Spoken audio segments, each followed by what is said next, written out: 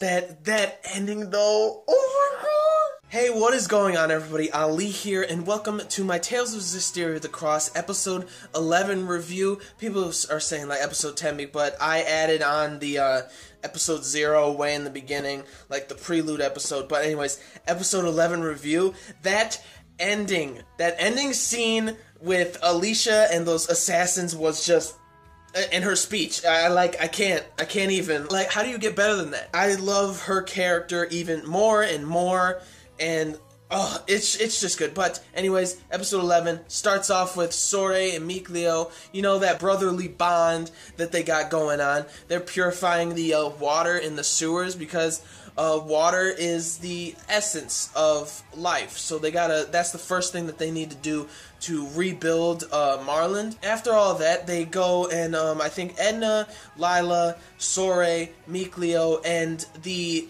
Drake, the Seraphim that turned into a Drake or a Helion. His name is Mr.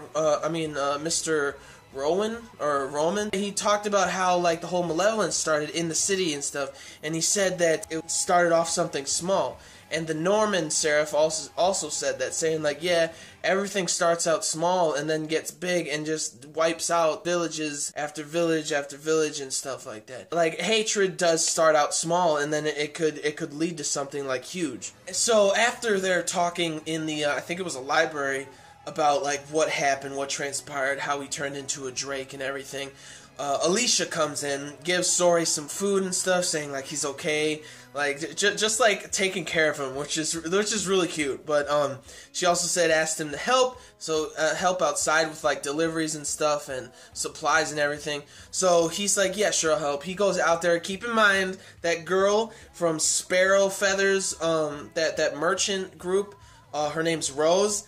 Keep in mind what happens at the end with her. It totally blew me out of the water because she's like messing with Sorey, saying like, you owe me one from last time and everything. And she sees ALISHA and she has like a frown, or like she looks kind of like mad at ALISHA, and we'll get to that later. ALISHA is walking around helping out and stuff. Then she sees her master with I think one of ALISHA's guards.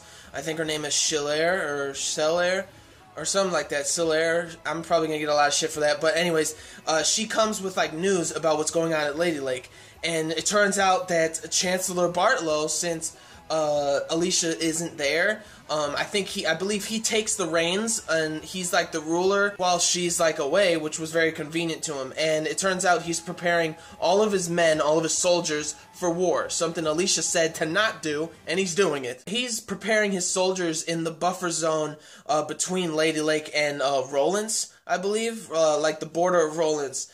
And ALISHA's like, this is crazy. She needs to go and pack up everything with her soldiers and stuff.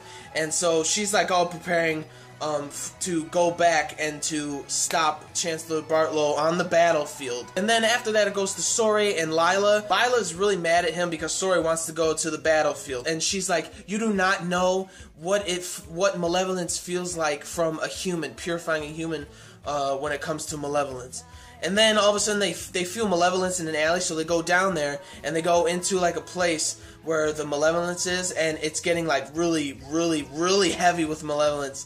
And they go into like a shack or something. Sorey goes into a shack, and then there's like a human that's covered in malevolence and stuff. And Sorey can actually see the human. To a regular human, he looks human, but to Sorey and to the Seraphim, he looks like a Helion. But since Sorey is the shepherd and he's human, he can also see the man or the person as like a regular human. So he's looking, and then Lila's like, you need to purify this person. Once he cuts for purification, like on this human who's becoming a Helion, he sees like the pain and the flashbacks of this person, like slicing him, like taking on like his like taking on the malevolence of a human.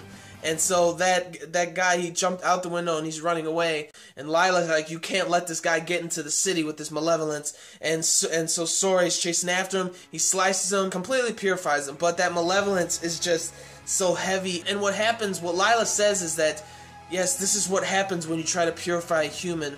When you purify them, all that malevolence and all of that hate and stuff is put on your shoulders as the shepherd. And what Edna said is that even Seraphim can't purify a human. They can't do what Sorey can do because he's a shepherd, and he has to do it all alone, and it just sounds so sad when Edna says it to him. And Sorey looks like even more sad, like even more like determined actually. And so he's walking away. Lila, Edna, and Mikleo follow him. He goes to a grave, and it's the grave of the person that he purified, like the person that he killed, he murdered. And he said like they both had their reasons to pick up a weapon and stuff, but one of them died, and then because of that, a family is grieving, and because of grief leads to hatred, and hatred leads to the malevolence, and that is the root of malevolence, is basically death and murder and stuff, what Lila was saying. And it's just like, it's such a sad thing, and it's just so true that like hate and murder just breeds like so much hate and grief and stuff, which just covers the entire world with all this chaos and stuff. And it's just so sad. I really like that part though, about him going to the gravestone of the person that the guy that he purified